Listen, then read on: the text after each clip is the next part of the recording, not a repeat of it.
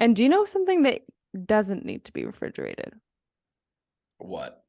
Bailey's? Cr cream liqueur Wait, is really? not necessary to refrigerate. What?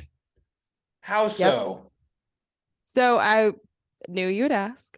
It has a higher alcohol content mixed with the sugar content, and that makes it not necessary to refrigerate.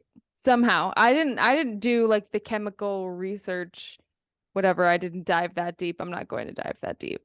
But that is the reason. I don't like that. Hey, are you telling me that you're not a nutrition scientist? I'm not a chemist. You I didn't know. I don't care about the chemistry behind it. I don't like that. My gut says that's bad juju. I don't like it. Well, I happen to know that you got a bad batch of Bailey's one time. I did.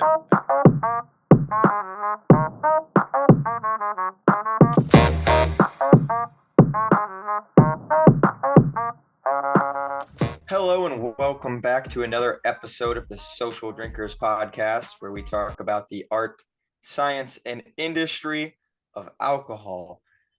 Today, I believe that we all brought the same drink. Am I correct in saying that? You are correct in saying that, Ray. This is a humongous day for the Social Drinkers Podcast. And should we tell them about the absolute freaking flat on your face, run over by a truck, pathetic failure of an episode that we tried to do with this drink? Yeah. We were all traveling and we tried to record in a hotel room. And let's just say we are not sound engineers. We recorded this podcast and we're re-recording it right now because what came of the hotel room episode was just pathetic. It was horrible. And so we're back and we're going to do this again. It was indeed a tragedy. It was. And it kind of, it's like, there's like a good thing and a bad thing. So the good thing is that we were not able to find the Sunny D seltzer until this past week. And so when we recorded that episode, we couldn't find it. And so we didn't have it. But we did have a surprise for Ray that he opened on the podcast because it was his birthday. Oh, here he has it. It does sit next to my bed because I drink it sometimes as a late night snack. When I can't get to sleep, I take out the what's that called? Salveray? The Seltzers chocolate rum. Yeah, I take it out, take a swig so I can get to bed. You never know, dude. You crank up a movie and you're like, you know what? I could sip on that. I like it. Well, but yeah, Kate, you give away the drink. Well, what I was gonna say is we got him Seltzers, which is Bruno Mars rum, which we've talked about on the podcast before. And it's good. I tried some. It's good. It's very good. And I think this is going to be very good. And you guys are probably going to grill me because I went on an absolute roast of Sunny D putting out a seltzer. And so if it's good, I'm going to have to eat crow. And you guys are going to have to hold me to it. You guys think we should give it a shot? Yeah. I think we should. All right. Like we said, we haven't tried this. Well, first I'm going to say that it is a vodka-based seltzer. It's gluten-free, so I can have it. So if you're gluten-free, you can have it. It has 95 calories, 4.5% ABV, and 0 sugars. Zero sugar. It does smell like Sunny D. It does. It smells exactly like Sunny D. Oh, Mitch is trying it already. Okay.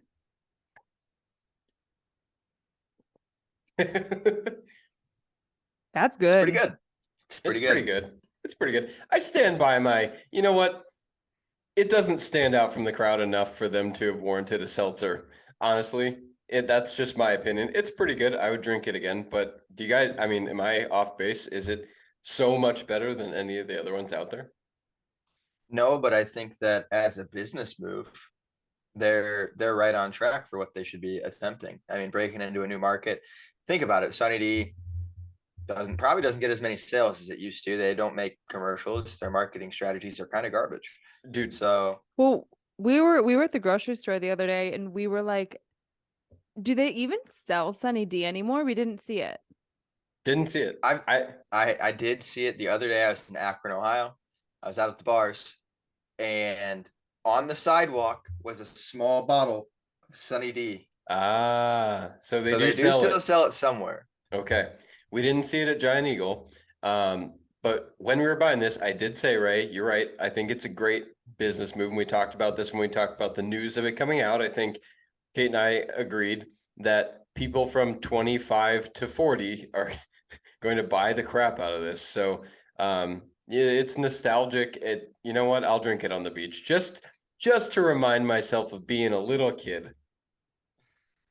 Something I will throw in there is I was at the home opener for the Cleveland Guardians, and I saw hundreds of these things at the tailgate in the parking lot. I mean, unbelievable.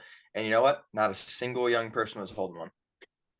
Yeah, I think it's definitely going to be a millennial thing. And I also think that when we brought this news to the show, that we were early because Kate and I were also walking through multiple stores, and this is everywhere now. We couldn't find this for weeks, and now all of a sudden it's in every single store. So I think maybe we just beat it to the punch when we were talking about it. For sure. And then I do have a question for Sunny D, if anybody can get a hold of them. 0 grams of sugar, but made with real fruit juice doesn't track for me. So I'm going to need an explanation there because fruit has sugar in it. So here's going to be Agreed. their explanation. I 100% agree with you. They're going to say there's no added sugar because there's this whole camp of people out there, and I'm not going to spend much time on this because it's not a nutrition podcast, but there's a whole camp of people that think sugar that isn't added doesn't count as sugar, and it's not true. Sugar is sugar. There's no added sugar in here unless it's not real fruit juice. So Ray, you're right. Sunny D, if it's not real fruit juice, we're coming after you. I either need that 0 grams of sugar redacted or you best be telling me it's not real fruit juice because one or the other, you know. you best be telling me. I need an explanation. Something is wrong. Well, hey, you know what? We did the last taste test. We did out of 10 for Unleash the Beast. What are we doing out of 10, everybody? I'd give it a 7. Really? Bold. That's bold. I personally think that the Unleash the Beast was more on point with the taste. Tasted just like a monster, in my opinion. Based on that, I'm going to have to give this a 6.5. 6.5. I will say your reasoning, the hole in your reasoning is that Monster is carbonated already and Sunny D is not. So they're carbonating this. Fair. So, I mean, 6.5. I'm trying to put my not love of seltzers aside here. I do agree. I think it's a 7. I give most seltzers a 7. I think this is kind of on par with White Claw, similar taste. I mean, Truly's got that like really sweet taste to it. This doesn't have as much of that, so it's kind of on par with a White Claw to me. I don't know if you guys agree, but I would agree. I'm with you on the whole put my, dislike for seltzers aside. I don't like seltzers. If I was putting this on an alcohol scale, low. Oh yeah, I mean, if I'm rating it against other things, man, terrible. Agreed. 3. So 3. I have to go on my bit of a tangent for a second on their branding. It's awful. And then I saw on the side of their can a link to sunnydcocktails.com. So of course, naturally, I went to sunnydcocktails.com, and the website looks like a 4-year-old did it. Oh no. And it is the worst thing I've ever seen. Like, I could have built a website like this with my eyes closed. And I noticed their packaging in the store was awful as well. And then when I pulled out the seltzer can, if you're watching on YouTube, I'll show it to you. it is just not very aesthetically pleasing. It's very basic font. There's definitely no creativity put into this whatsoever. And it's just interesting. It seems like they were like, we need a way to make money. We don't want to spend a lot of money on this. And we're just going to throw a product out there and roll with it. Interesting. I'm doing some research here, and I can't even find. I think Sunny D may have at some point gone out of business. Because I'm trying to find a market cap. What I was going to try to say is that number one, this website is horrible. And I was trying to figure out how big the company was. And I was thinking, oh, they're probably a few $100 million company and they build a website like this. That's horrendous. It doesn't look like their market cap is very high at all.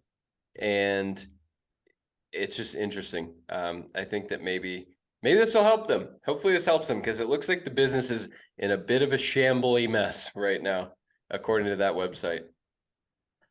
Well, Interesting. So there was negative publicity around a yellow-skinned girl. I'm just reading this very quickly, high level.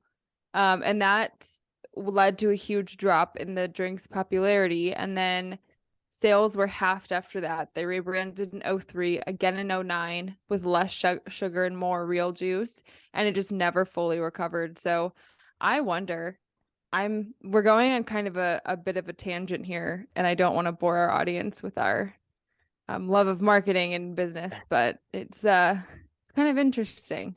Yeah, Ray, get us back on the rails. I'll say we're picking apart Sunny D's marketing team right now. So Sunny D, if you need 3 new marketers, we got you.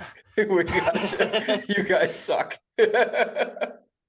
So to bring back another old episode fact here, can fish get drunk?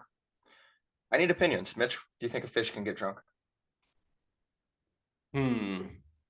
I think the answer is probably yes, but I'll be interested to hear how this works, being that they're cold-blooded. Kate? I guess just for the fun of it, I'm gonna say no. I don't know why. I'm just gonna say no.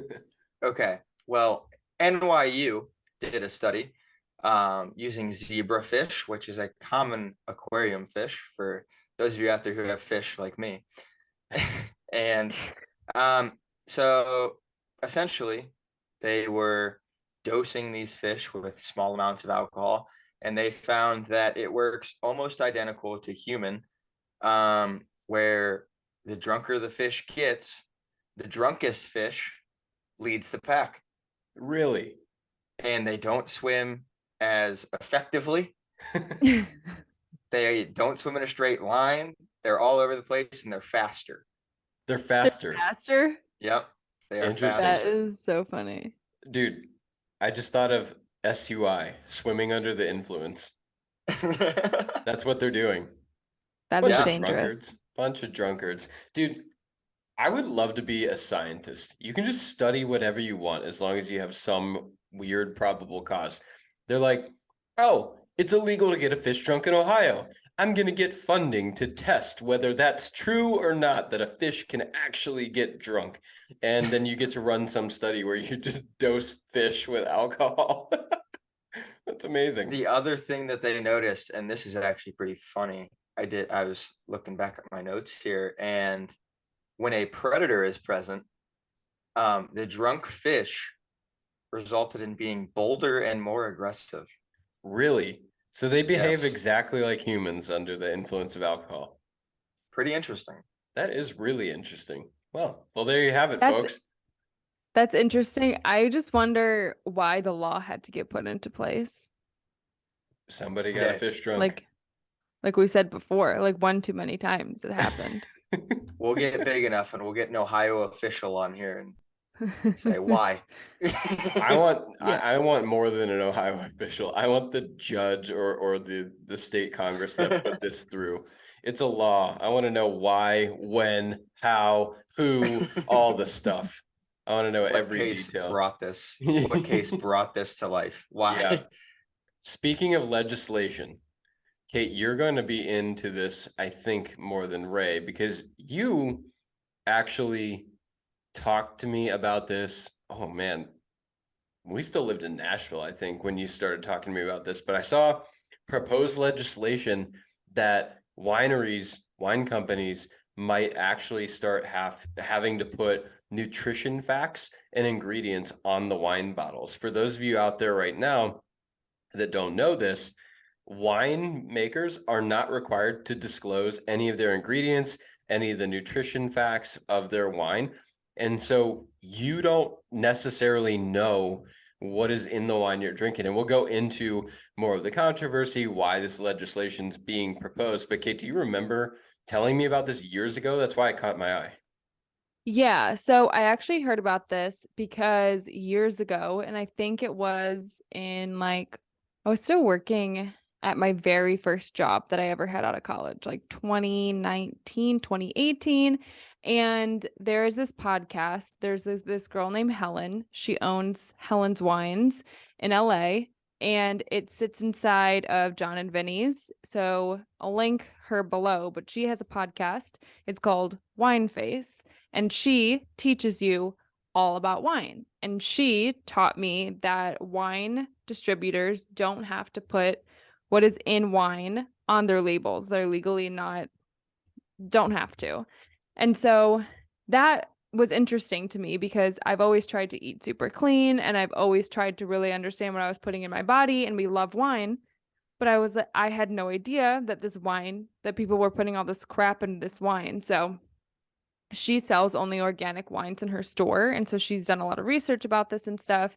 And that is where I first heard it years ago. And it's really, really hard to this day to find organic wine, even just like if you're just regularly shopping. Yeah, it's very tough. And now they're saying, so 100 years ago, when you went to buy wine, obviously it didn't have the ingredients and the nutrition facts on it, but all that was in wine then was fermented grape juice, and they put sulfites in it for preserving the wine. There's still sulfites in most wine. You'll see some that says no sulfites on the bottle, but most wine has sulfites, and that's to preserve the wine.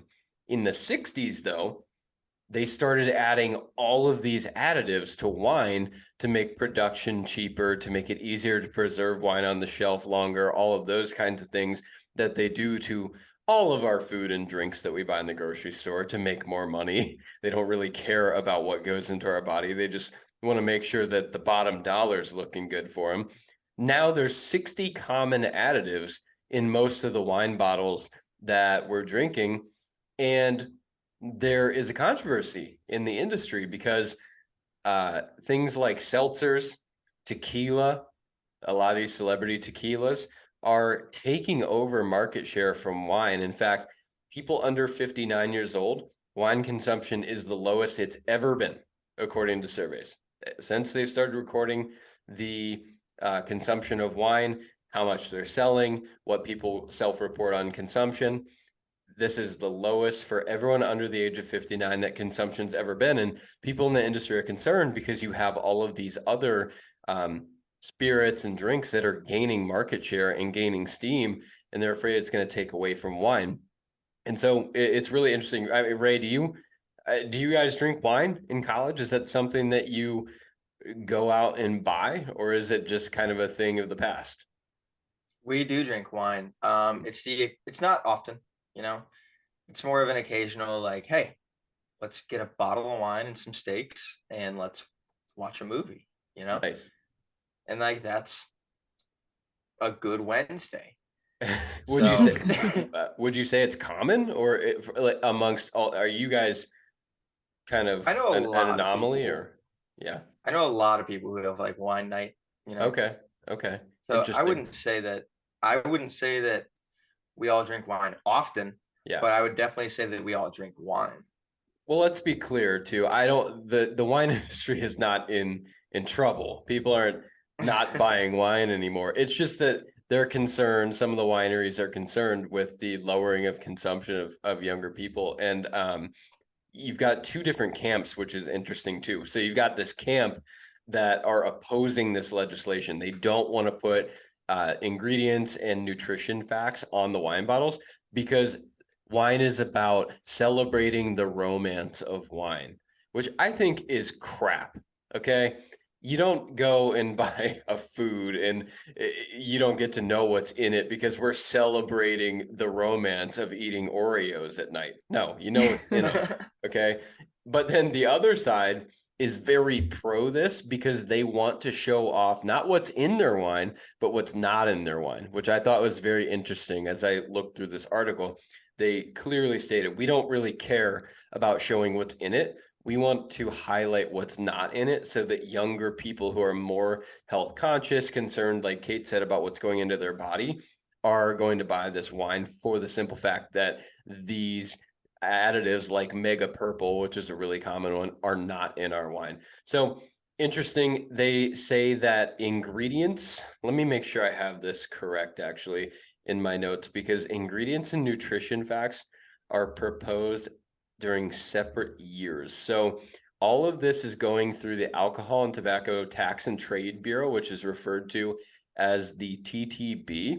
So nutrition facts and allergens are projected to hit bottles by the end of 2023 if this legislation goes through, and ingredients by the end of 2024. So again, will it pass? Who knows? But it's something interesting to keep an eye on. You could start seeing nutrition labels on your wine bottles as early as the end of this year, which is pretty crazy.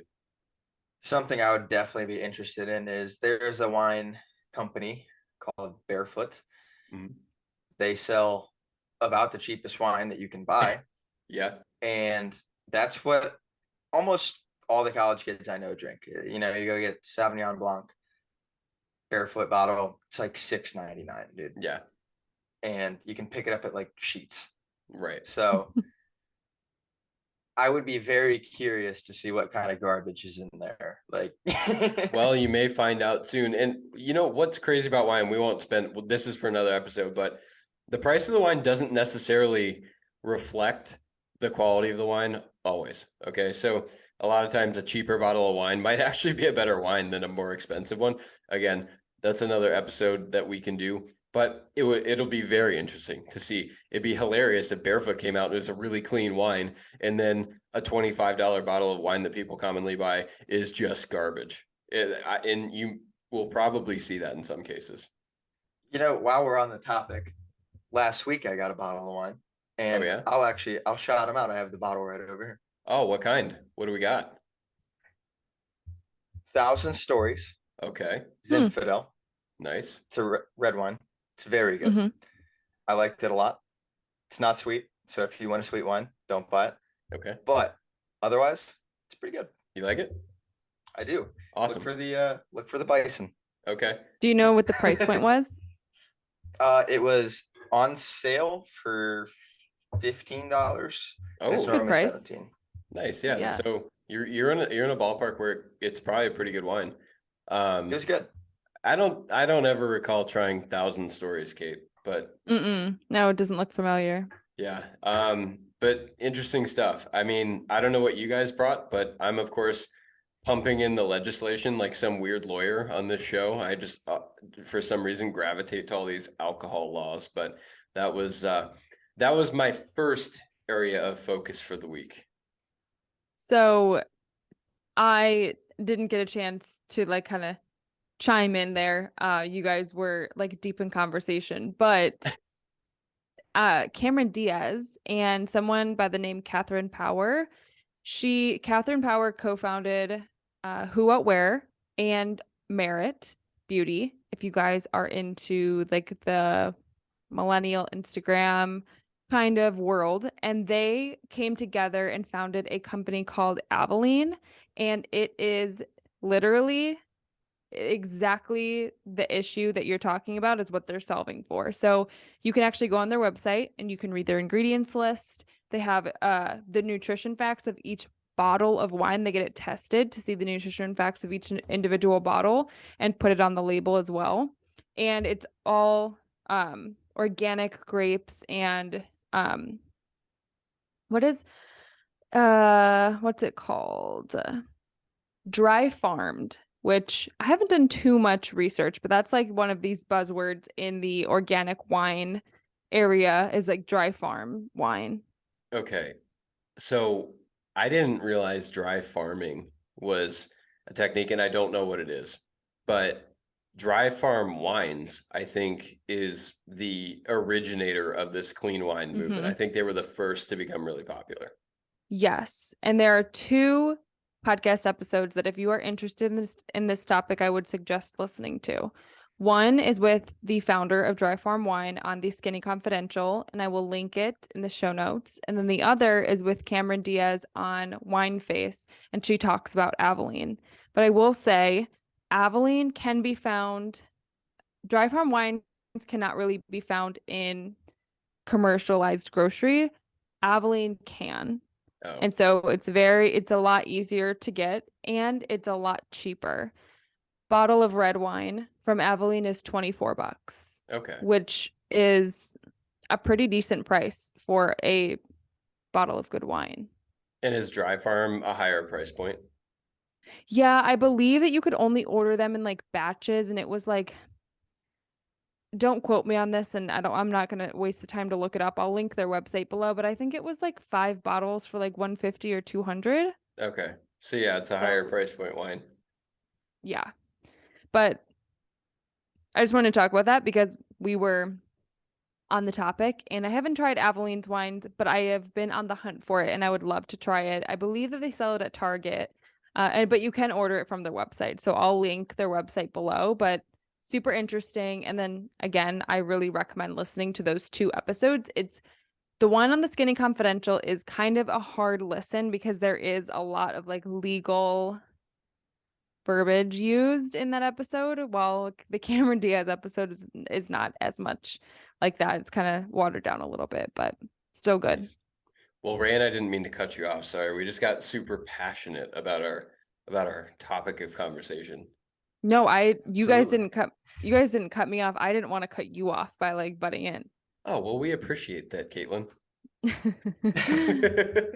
So the real question is, Kate, what did you bring to the table this week? We're all interested to hear it. Okay. Best be telling us.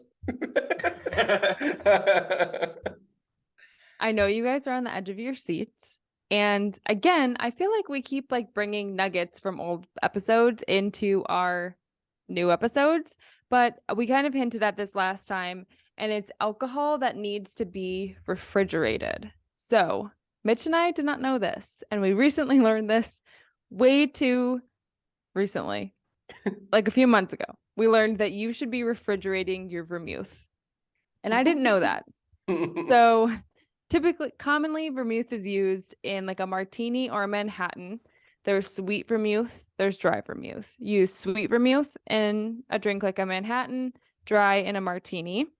And the reason that it needs to be refrigerated is that when you open the bottle, it immediately begins to oxidize.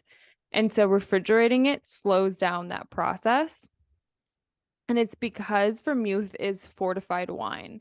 So if you have wine, you actually, when you open it, if you don't finish the bottle, you actually should be storing your wine in the refrigerator as well, so that it doesn't go bad as quickly. You know, you say that we learned this way too recently, and I agree. This is something we should have known, but I have never walked into someone's house that we've been at and seen them store their vermouth in the fridge. Bars, maybe. Haven't noticed. They probably do. They probably know this, but I would venture to guess that most people did not know this. And there's that one bastard out there who's like, well, duh, man, obviously you put it in the fridge. Can't believe you didn't know that. But I mean, I would say most people don't know. Okay, well, that makes me feel better that you think that. I like but the silence. I guess that's true.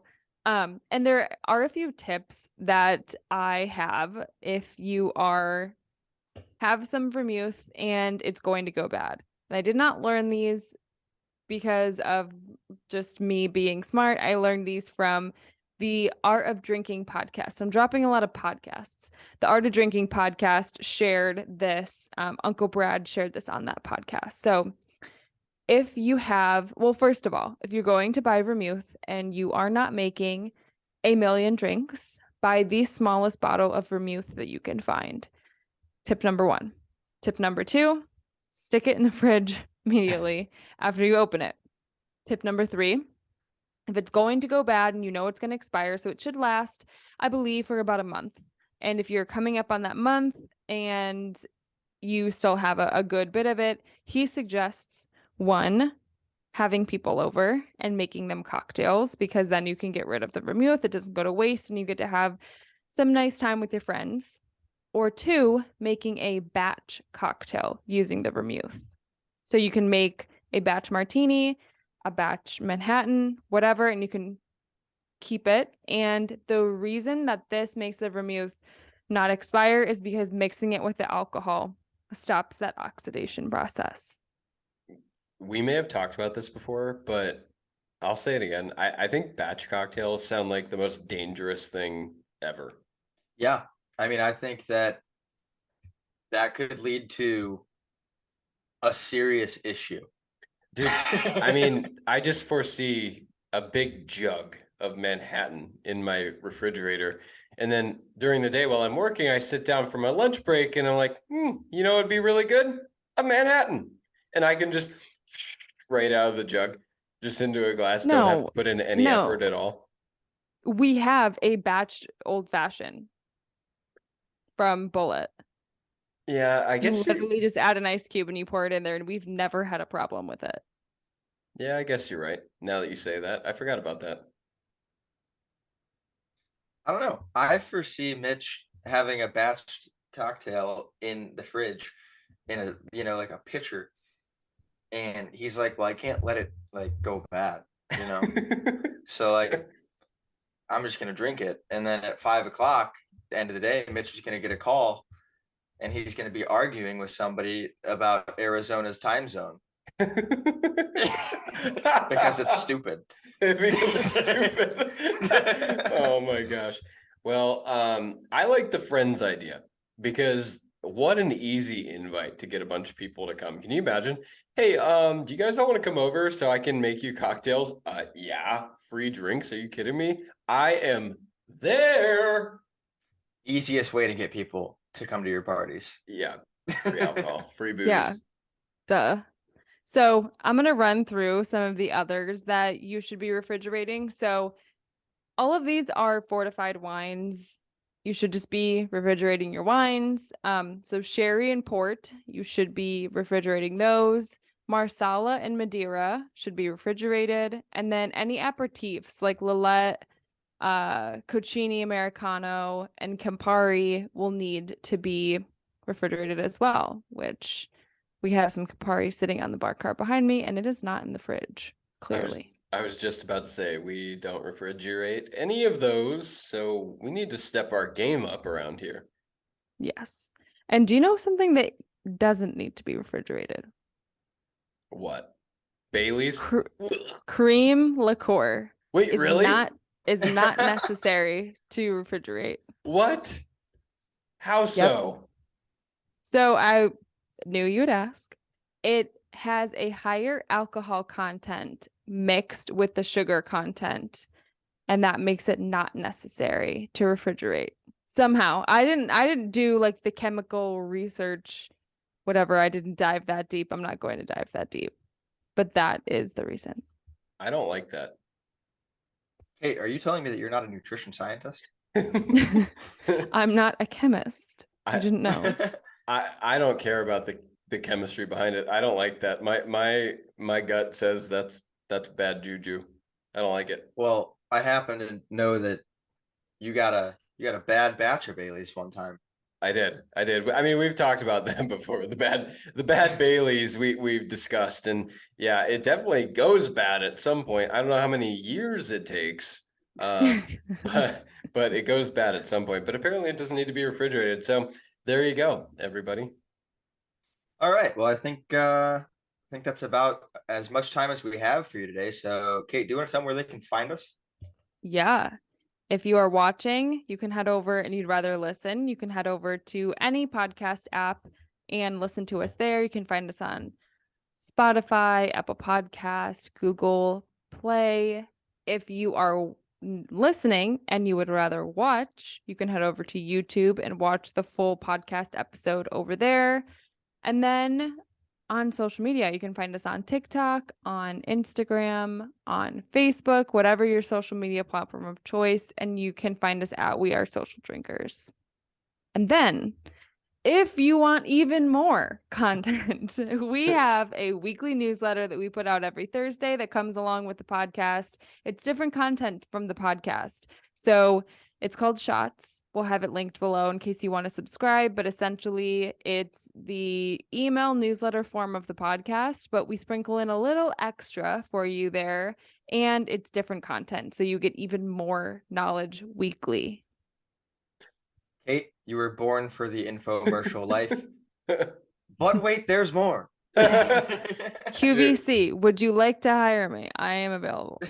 You know the podcast where when they go through that piece, it's clearly just pre-recorded and cut into every episode.